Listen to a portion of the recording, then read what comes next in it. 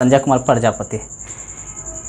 Physics की class को आगे बढ़ाते हुए पिछले वीडियो में हमने देखा था अपवर्तन किसको कहते हैं और अपवर्तन के क्या नियम हैं, स्नेल के नियम के बारे में। आज उसी कड़ी को आगे बढ़ाते हुए हम आपको आज बताएंगे कि हमारे दैनिक जीवन में अपवर्तन की घटना कौन सी घटती है। एक एग्जाम्पल हमने पिछले वीडियो में दिया था कि मान लीजिए कि पानी में रखा हुआ कोई पेंसिल है, वह आपको टेढ़ा प्रतीत होता है। क्यों? जैसा कि हम नेल थंब में दिखाए हुए हैं, वह क्यों ऐसा प्रतीत होता है? पानी में रखा हुआ छड़ या फिर पेंसिल, या फिर कह सकते हैं कि बाल्टी को जब हम पानी से भर देते हैं तो बाल्टी का तलघटी यानी नीचे का जो सतह होता है वह ऊपर क्यों उठा हुआ नज़र आता है।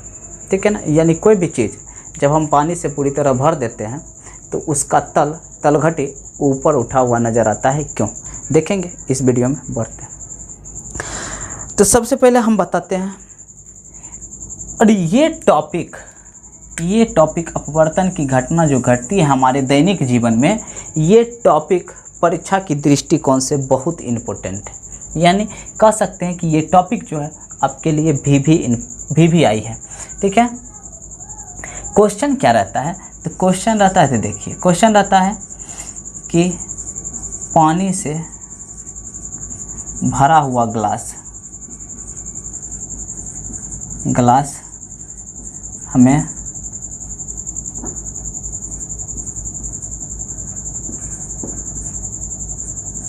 टेढ़ा मालूम पड़ता है। क्यों?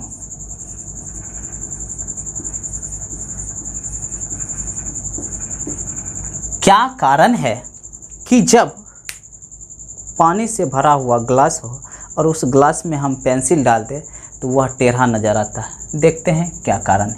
ये क्वेश्चन सबसे ज़्यादा पूछता है। ठीक है ना। और इसी से रिलेटेड हम कई सारा क्वेश्चंस आपको बता देंगे और उसका आंसर सेम होगा, बस क्वेश्चन का तरीका अलग हो जाएगा।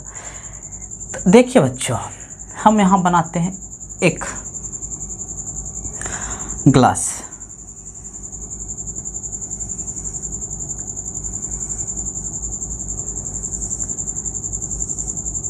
ठीक है। यह है ग्लास जो पानी से पूरी तरह भरा हुआ है।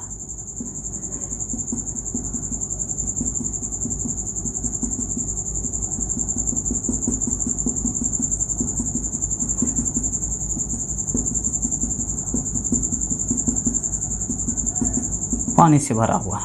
ठीक है। यह है पानी से भरा हुआ ग्लास। अब इस ग्लास में हम पेंसिल डुबो देते हैं। मान लीजिए ये है आपका पेंसिल।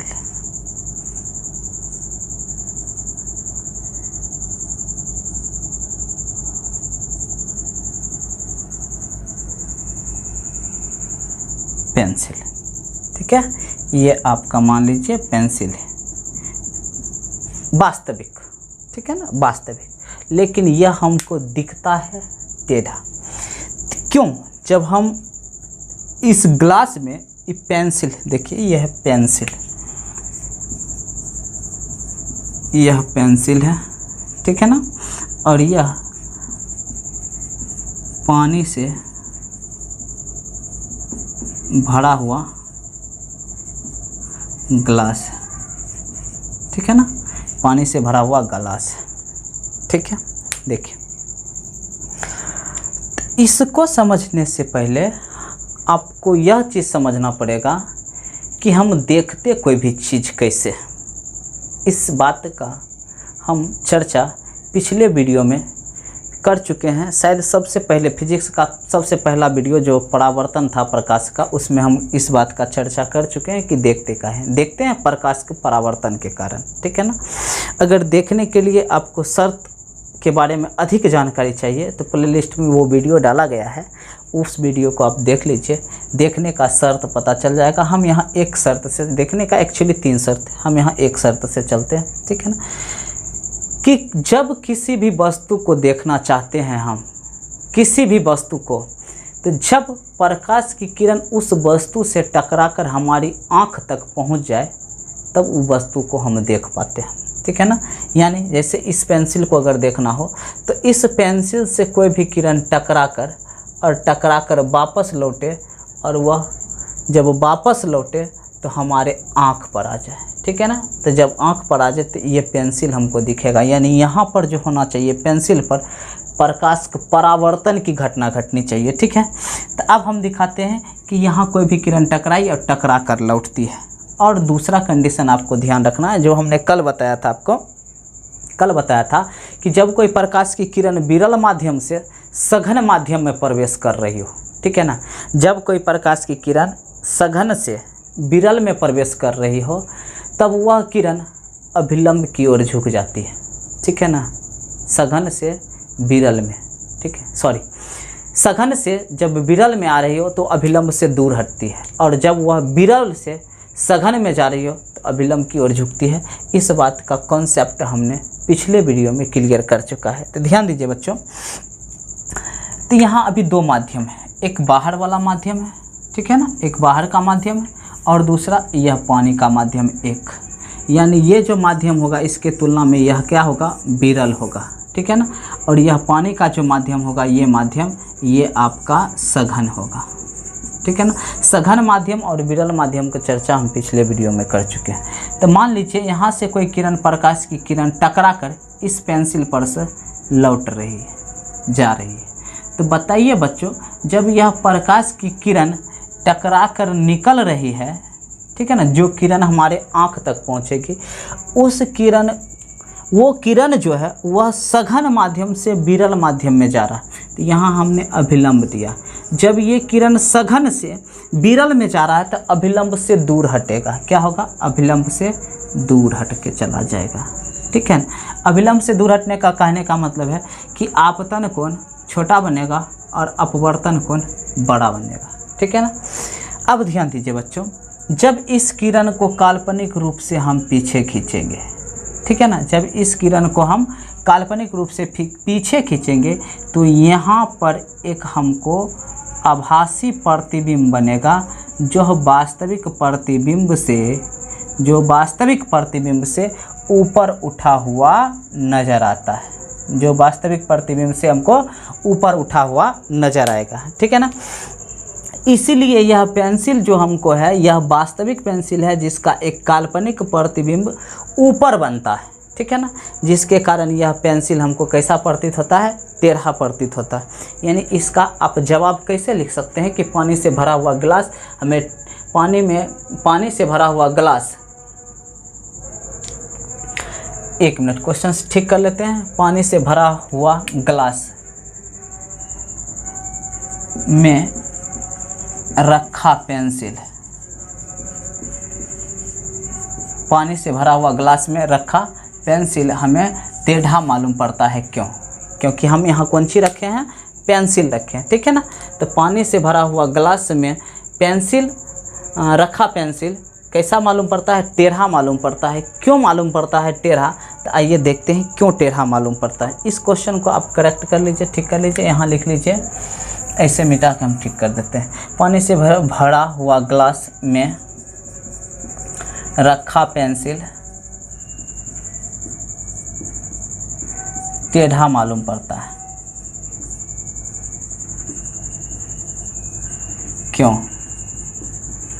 ठीक है, तो इसका जवाब है बच्चों कि पेंसिल से जब कोई प्रकाश की किरण टकराकर हमारे आँख तक, यहाँ क्या है, आँख, तब ना हमको ये चीज़ दिखाई देगी पेंसिल, ये क्या है, आँख है। यानी कह सकते हैं, आप इसको देखिए, हम इसको समझा रहे हैं कि पेंसिल से जब कोई प्रकाश की किरण टकराकर हमारे आँख तक पहुँचती है तो वह सघन माध्यम से विरल माध्यम में आती है। कहाँ आती है, सघन से विरल माध्यम में आती है, ठीक है ना। सघन से विरल माध्यम में जब आती है तो अपवर्तन के बाद वह अभिलंब से दूर हट जाती है, अभिलंब से दूर हट जाती है। अब जब इस किरण को, किस किरण को, तो अपवर्तित किरण को, ठीक है ना, अपवर्तित किरण को जब हम काल्पनिक रूप से पीछे खींचते हैं तो वहाँ पर एक काल्पनिक प्रतिबिंब बनता है जो वास्तविक प्रतिबिंब से ऊपर होता है, जो वास्तविक प्रतिबिंब से ऊपर होता है। इसलिए पानी में रखा हुआ पेंसिल हमको टेढ़ा मालूम पड़ता है। ठीक है, फिर से एक बार समझिए कि जब पानी से भरे हुए ग्लास में हम पेंसिल डालेंगे तो वह पेंसिल टेढ़ा मालूम पड़ता है। क्यों? तो इसका जवाब है कि इस पेंसिल से जब कोई प्रकाश की किरण टकरा कर हमारे आँख तक पहुँचती है तो सघन से विरल में आती है। जब कोई प्रकाश की किरण सघन से विरल में आती है तो अपवर्तन के बाद, यहाँ अपवर्तन की घटना हो रही है, अपवर्तन के बाद वह अविलंब से दूर हो जाती है। अब इस अपवर्तित किरण को, ये किरण अपवर्तित किरण है, इस अपवर्तित किरण को जब हम काल्पनिक रूप से पीछे खींचते हैं तो वहाँ एक काल्पनिक प्रतिबिंब बनता है जो वास्तविक प्रतिबिंब से ऊपर होता है, जो वास्तविक प्रतिबिंब से ऊपर होता है। यानी इस नोकी का प्रतिबिंब यहाँ बनेगा। ठीक है ना। अब यहाँ जो बनेगा प्रतिबिंब, यहाँ तक तो सीधा आ जाएगा, लेकिन यहाँ से पेंसिल उठा हुआ नजर आएगा।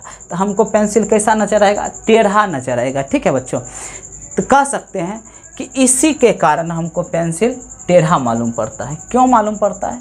ये जवाब है। ठीक है ना। इसमें सवाल कई प्रकार से पूछते हैं। जैसे कहने का मतलब है कि मान लीजिए इस पेंसिल की जगह पे, इस पेंसिल के जगह पे आपको सिक्का देते, यानी ध्यान से देखिए, यानी कह सकते हैं कि ये देखिए पानी है, यह पानी से भरा हुआ गिलास है। ठीक है ना। इस गिलास में नीचे तली में एक सिक्का रखा हुआ। ठीक है ना। तो जब इस सिक्का को देखते हैं तो इस सिक्का हमको उठा हुआ नज़र पड़ता है। क्यों मालूम पड़ता है? तो ध्यान से देखिए, तो ये माध्यम क्या हो गया? ये तो सघन माध्यम हो गया और इसके चारों तरफ विरल माध्यम हो गया। और जब इस सिक्का से टकराकर कोई प्रकाश की किरण हमारे आँख तक आना चाहेगी तो वह अविलंब से क्या होगी? दूर हट जाएगी, अविलंब से दूर हट जाएगी। और जब इस अपवर्तित किरण को जब हम काल्पनिक रूप से पीछे खींचेंगे तो इस सिक्का का एक काल्पनिक प्रतिबिंब बनेगा, एक काल्पनिक प्रतिबिंब बनेगा जो वास्तविक प्रतिबिंब से ऊपर होगा, जो वास्तविक प्रतिबिंब से क्या होता है? ऊपर होता है। इसलिए ये तो वास्तविक इमेज है, लेकिन इसका एक काल्पनिक प्रतिबिंब यहाँ बना, काल्पनिक इमेज यहाँ बना। हमको ये नहीं दिख के हमको कौन दिख जाता है? ये दिखता है। ठीक है ना। यही दिखता है तो रहता है वास्तव में यहाँ, लेकिन दिखता कहाँ है? यानी ऊपर दिखता है। ठीक है। क्यों? क्योंकि इसका प्रतिबिंब ऊपर बनता है। ठीक है ना। इसमें कई प्रकार के क्वेश्चन पूछते हैं कि समुद्र में मछुआरों को मछली मारने में बड़ा कठिनाई होती है। क्यों? तो भाई साहब वही सवाल है, बस क्वेश्चन करने का, सवाल करने का तरीका बदल दिया। अब मान लीजिए ये मछली है, ये तो वास्तविक मछली है। मान लीजिए ये समुंदर है, ये समुंदर है यहाँ, या फिर तालाब है। ये बात तो वही हुई, बात तो वही हुई। अब यहाँ मछली है, अब यहाँ क्या है? मछली है। यहाँ क्या है? मछली है। अब वास्तव में मछली यहाँ है। जब इस मछली से किरण टकराकर हमारे आँख तक आना चाहेगी तो अपवर्तन की घटना के बाद यह अविलंब से दूर हट जाएगी। आज इस किरण को काल्पनिक रूप से आगे बढ़ाएंगे तो यह मछली कहाँ दिखेगी? काल्पनिक रूप से यहाँ दिखेगी। यह मछली काल्पनिक रूप से यहाँ दिखेगी। अब मछुआरा बेचारा यहाँ नहीं भाला मार के, कहाँ भाला मारेगा? यहाँ मारेगा। लेकिन जब भाला यहाँ मारेगा तो वास्तव में मछली यहाँ है, लेकिन भाला मार कहाँ रहा? यहाँ मार रहा है। तो बड़ा उसको दिक्कत होती है। ठीक है ना। मछुआरों को मछली मारने में, भाले से मछली मारने में दिक्कत होती है। क्यों? तो वही जवाब क्या है? जब मछली से प्रकाश की किरण टकराकर हमारे आँख तक आती है ना, तो अपवर्तन के घटना के बाद वह अविलंब से दूर हो जाती है। क्यों दूर हो जाती है? क्योंकि वह किरण सघन से विरल की ओर जा रही है, दूर हो जाती है। और जब इस अपवर्तित किरण को काल्पनिक रूप से पीछे बढ़ाते हैं ना, तो मछली का प्रतिबिंब ऊपर उठ जाता है, ऊपर बन जाता है, जबकि वास्तविक मछली नीचे होता है और काल्पनिक मछली ऊपर बन जाता है। और हमको दिखाई कौन देता है? तो काल्पनिक मछली दिखाई देता है। और भाला से मछुआरा वही काल्पनिक मछली को मारता है जो वास्तविक मछली नहीं मारता है। बड़ा उसको दिक्कत होता है। ठीक है ना। जैसा कि यहाँ कॉन्सेप्ट, सेम कॉन्सेप्ट, यहाँ सेम कॉन्सेप्ट गिलास वाला है, सेम कॉन्सेप्ट आपका पानी का तल ऊपर उठा नज़र आता है। तल से प्रकाश की किरण जब टकरा कर हमारे आँख तक आना चाहेगी ना, तो उस किरण का अपवर्तन होता है और अपवर्तन के बाद वह किरण अविलंब से दूर हट जाती है। और जब उसी किरण को हम काल्पनिक रूप से पीछे खींचते हैं तो उस तल का एक काल्पनिक प्रतिबिंब वास्तविक तल से ऊपर उठता है, ऊपर उठ के बनता है और वही तल हमको दिखाई देता है जो लिखता है कि वह तल ऊपर आ गया है। लेकिन वास्तव में ऐसा होता नहीं, क्योंकि वह प्रतिबिंब काल्पनिक प्रतिबिंब होता है। ठीक है ना। उम्मीद करते हैं आप इस चीज़ को अच्छे तरीक़ा से समझ गए। आगे बढ़ते हैं आगे बढ़ते हैं। आगे है पार्श्विक विस्थापन। पार्श्विक विस्थापन किसको कहते हैं? सवाल इसी से खूब पूछता है, ठीक है ना, कि पार्श्विक विस्थापन क्या है या पार्श्विक विस्थापन से आप क्या समझते हैं, ठीक है ना। बात कर लेते हैं पार्श्विक विस्थापन के बारे में, ध्यान से समझिए। पार्श्विक विस्थापन, ध्यान से समझिए पार्श्विक विस्थापन। तो पार्श्विक विस्थापन समझने के लिए आपको एक आयताकार कांच का स्लैब लेना पड़ेगा, ठीक है ना, ताकि हम दो माध्यम को अलग अलग बांट सके। ये आयताकार कांच का स्लैब है, यहाँ हम लिख देते हैं कांच का स्लैब, ठीक है। अब जो ये कांच का है, यह किसका है? कांच का है, ठीक है ना। यहाँ नहीं लिखते हैं, मज़ा नहीं आएगा। यहाँ ये कांच का स्लैब है, ठीक है ना। तो जो ये कांच का सघन है स्लैब है, यह माध्यम कौन सा होगा? तो यह होगा सघन माध्यम, ठीक है ना। और जबकि बाहर में क्या है? हवा है, तो हवा क्या होगा? विरल माध्यम, विरल माध्यम। देखिए बाबू, सघन माध्यम और विरल माध्यम को हम पिछले वीडियो में, भाग 1 वाला वीडियो में बता चुके हैं। आप वहाँ से सघन माध्यम और विरल माध्यम को स्पष्ट रूप से समझ लें। अब देखिए, जब प्रकाश की किरण, ध्यान से देखिए, जब प्रकाश की किरण यहाँ से विरल से आ रही है, ठीक है, विरल से आ रही है, तो जैसे ही यह सघन में प्रवेश करना चाहेगी तो यह अभिलंब की ओर झुक जाएगी, ठीक है, झुक गई।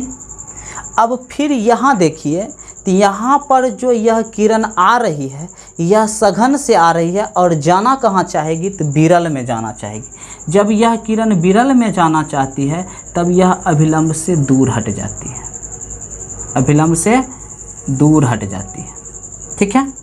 अब ध्यान से समझिए, अभिलंब से दूर हट गई। अभिलंब से दूर हटने के बाद ये जो आपतित किरण थी, यह है आपतित किरण और यह है निर्गत किरण, यह है आपका निर्गत किरण, ठीक है। ध्यान से समझिए, आपतित किरण को हम काल्पनिक रूप से क्या करेंगे? आगे बढ़ा देंगे। आपतित किरण को काल्पनिक रूप से हम क्या करेंगे? आगे बढ़ा देंगे। और निर्गत किरण को हम काल्पनिक रूप से पीछे खींच देंगे, ठीक है। यानी आपतित किरण को हम क्या किए? काल्पनिक रूप से, आपतित किरण को काल्पनिक रूप से, यह किरण आपतित है, आपतित किरण को काल्पनिक रूप से हम क्या किए हैं? आगे बढ़ा दिए हैं। और निर्गत किरण को काल्पनिक रूप से हम क्या किए हैं? निर्गत किरण को हम काल्पनिक रूप से पीछे बढ़ाए, ठीक है ना। ध्यान से समझिए, यह है आपतित किरण। हम समझा रहे हैं पार्श्विक विस्थापन किसको कहते हैं। तो पार्श्विक विस्थापन समझने के लिए एक आयताकार कांच का स्लैब लिए हैं। इस कांच के स्लैब को हम क्या किए हैं?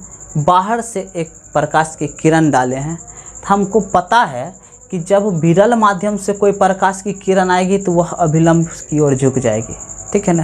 तो यह आपतित किरण, अपवर्तित किरण, निर्गत किरण, इस किरण के बारे में हम पिछले वीडियो में समझा चुके हैं। आपतित किरण, अपवर्तित किरण और ये निर्गत किरण, ठीक है। आपको समझना है बस पार्श्विक विस्थापन किसको कहते हैं। ये भी VVI टॉपिक है, सवाल पूछता है पार्श्विक विस्थापन से आप क्या समझते हैं। ध्यान से देखिए, हम यह समझते हैं कि आपतित किरण को काल्पनिक रूप से आगे बढ़ाने पर, यहाँ देखिए काल्पनिक रूप से आगे बढ़ रहा है, ठीक है ना, काल्पनिक रूप से आगे बढ़ाने पर, ठीक है। और यह निर्गत किरण है। इस निर्गत किरण को, यह किरण है निर्गत किरण, निर्गत किरण, निर्गत किरण को काल्पनिक रूप से पीछे खींचने पर इसके बीच के विस्थापन को, इसके बीच के विस्थापन को हम पार्श्विक विस्थापन कहते हैं। क्लियर? पार्श्विक विस्थापन किसको कहते हैं? तो आपतित किरण को काल्पनिक रूप से आगे बढ़ाने पर और अपवर्तित किरण को, निर्गत किरण को काल्पनिक रूप से पीछे बढ़ाने पर दोनों के बीच के विस्थापन को पार्श्विक विस्थापन कहते हैं। यानी बीच में जो जितना ये दूरी बना है ना, इसी दूरी को, यानी ये दूरी सभी जगह क्या होगी, समान होगी, और इसी दूरी को क्या कहेंगे, पार्श्विक विस्थापन कहते हैं। एक बार पार्श्विक विस्थापन फिर से समझ लीजिए, किसको कहते हैं, तो आपतित किरण को काल्पनिक रूप से आगे बढ़ाने पर और निर्गत किरण को काल्पनिक रूप से पीछे बढ़ाने पर इस दोनों के बीच के विस्थापन को पार्श्विक विस्थापन कहते हैं। एक स्क्रीनशॉट ले लीजिए, यह एग्जाम में सबसे अधिक पूछता है। बढ़ते हैं आगे।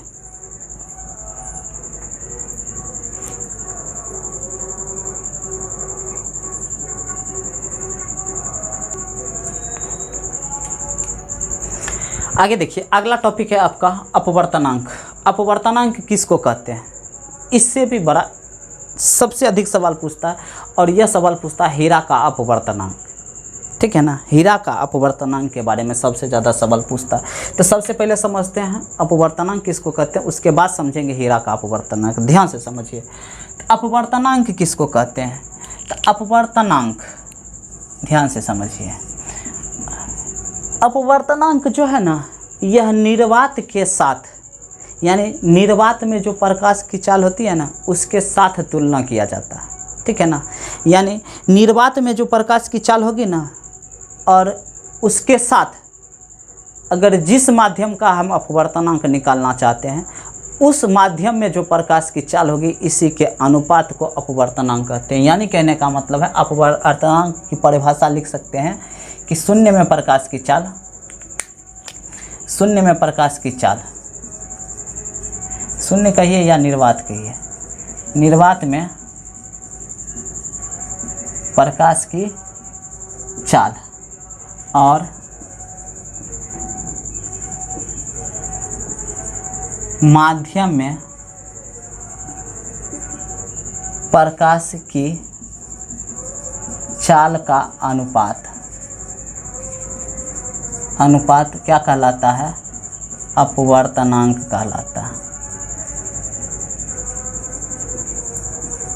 ध्यान दीजिए, यहाँ माध्यम क्या है, माध्यम, तो जिस माध्यम का हम अपवर्तनांक निकालना चाहते हैं वो माध्यम यहाँ लिखाएगा। ठीक है ना, जैसे कह सकते हैं, आप समझिए, निर्वात में प्रकाश की चाल, ठीक है ना, प्रकाश की चाल यानी निर्वात में जो प्रकाश की चाल होगा उसको, और जिस माध्यम का हम अपवर्तनांक निकालना चाहते हैं उस माध्यम में प्रकाश की चाल होगा, उसको दोनों को क्या कर देंगे, भाग कर देंगे, यानी अनुपात कर देंगे। तो अनुपात की जो वैल्यू आएगी वही क्या कहलाएगा, अपवर्तनांक कहलाएगा। ठीक है ना, वही क्या कहलाएगा, अपवर्तनांक कहलाएगा। ठीक है, अब हम बताते अपवर्तनांक का फार्मूला। जैसे मान लीजिए कि अपवर्तनांक हम निकालना चाहते हैं पानी का, पानी का अपवर्तनांक। तो पानी का अपवर्तनांक आपको निकालने के लिए क्या चाहिए, तो निर्वात में प्रकाश की चाल चाहिए, निर्वात में प्रकाश की चाल। अब बटा कर देंगे, तो जिस माध्यम का हम अपवर्तनांक निकालना चाहते हैं उसमें प्रकाश की चाल, यानी पानी में प्रकाश की चाल।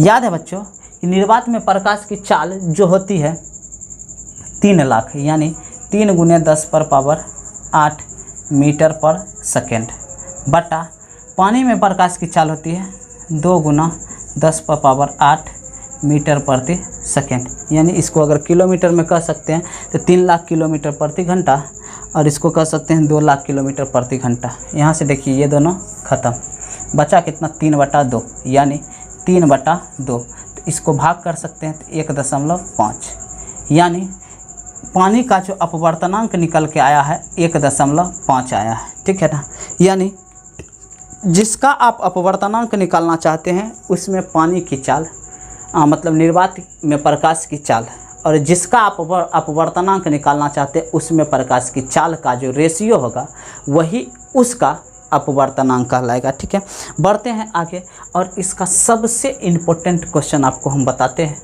कि हीरा में जो प्रकाश की चाल होती है, ठीक है ना, हीरा में प्रकाश की चाल 2.42 होता है। हीरा में प्रकाश की चाल जो होता है वह 2.42 मतलब सॉरी हीरा का जो अपवर्तनांक होता है वह 2.42 होता है।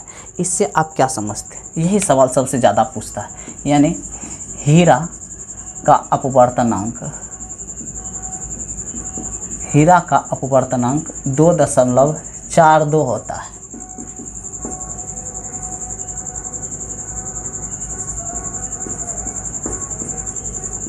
इससे आप क्या समझते हैं? ध्यान से समझिए, हीरा का अपवर्तनांक दे रखा है 2.42। इससे हम क्या समझते हैं? और एक चीज़ और ध्यान से समझिए, हम बोले हैं अपवर्तनांक जो है वह निर्वात के साथ तुलना किया जाता है। यानी कहने का मतलब है कि अपवर्तनांक का मान जितना अधिक होगा, ठीक है ना। जैसे अभी हम तुरंत एक का अपवर्तनांक बताए हैं, जैसे समझिए, तो पानी का अपवर्तनांक आपको बताए हैं 1.5 होता है, ठीक है ना, पानी का अपवर्तनांक। और यहाँ लिखते हैं हीरा का अपवर्तनांक 2.42 होता है। इस दोनों में आप फ़र्क समझिए, पहले इस दोनों में फ़र्क समझिए। इधर देखिए, यहाँ पर आपका ये जो लिखा हुआ है ये अपवर्तनांक लिखा हुआ है। क्या लिखा हुआ है? अपवर्तनांक। और यह क्या लिखा हुआ है? तो यह माध्यम लिखा हुआ है, ठीक है ना, माध्यम। ध्यान से समझिए हम क्या समझाना चाह रहे हैं। हम ये समझाना चाह रहे हैं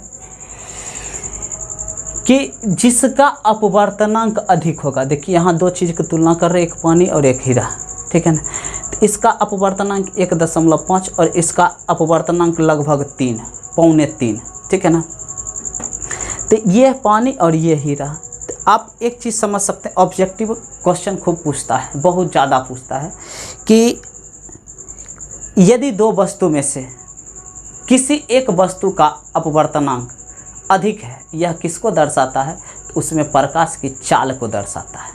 यानी जिसका अपवर्तनांक जितना अधिक होगा उसमें प्रकाश की चाल उतना कम होगा, ठीक है। यानी कहने का मतलब है कि अगर इस दोनों को तुलना किया जाए, ठीक है ना, इस दोनों को तुलना किया जाए, जस्ट मिनट, इस दोनों को अगर तुलना किया जाए तो यहाँ तो क्या है? पानी है।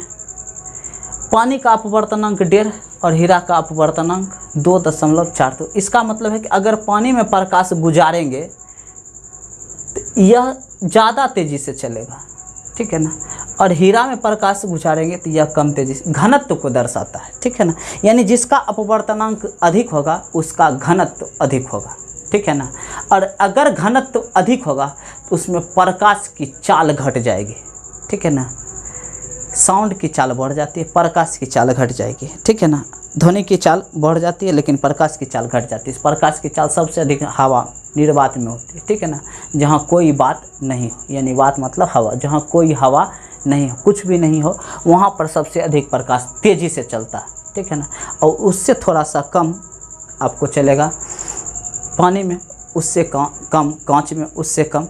तो कहने का मतलब है कि अगर इसको देखा जाए, इसको तुलना किया जाए, तो अपवर्तनांक अगर अधिक है तो उसमें प्रकाश की चाल धीरे हो जाएगी, धीमा हो जाएगी।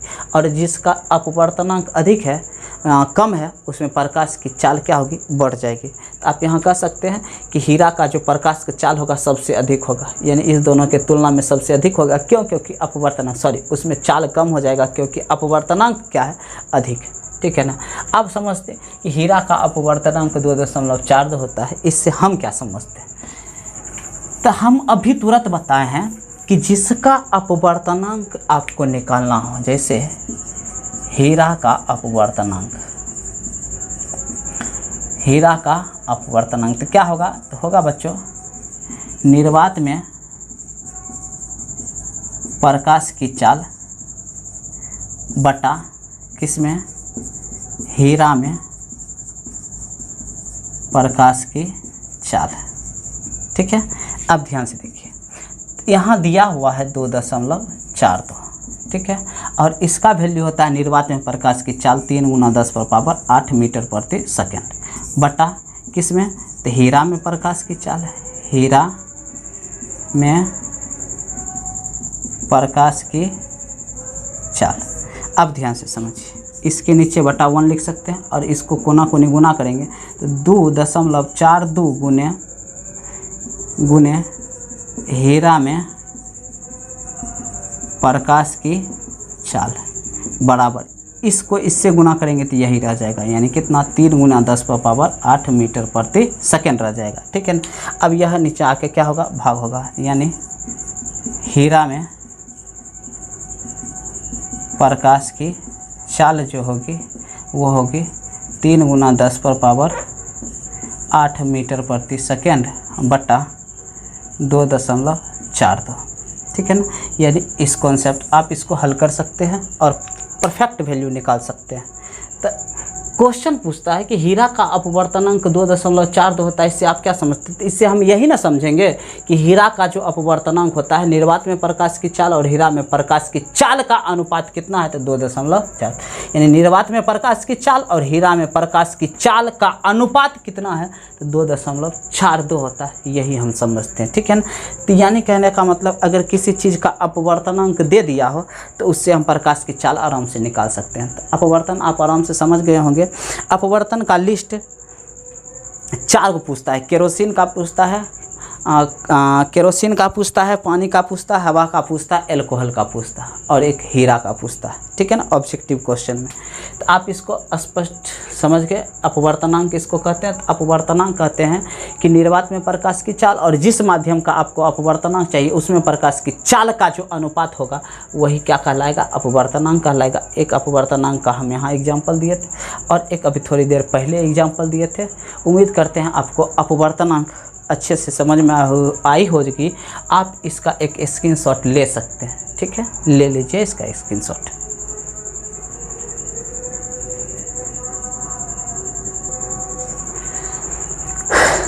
बच्चों मिलते हैं फिर अगले वीडियो में। अगले वीडियो में हम देखेंगे आपेक्षिक अपवर्तनांक किसको कहते हैं, लेंस के बारे में।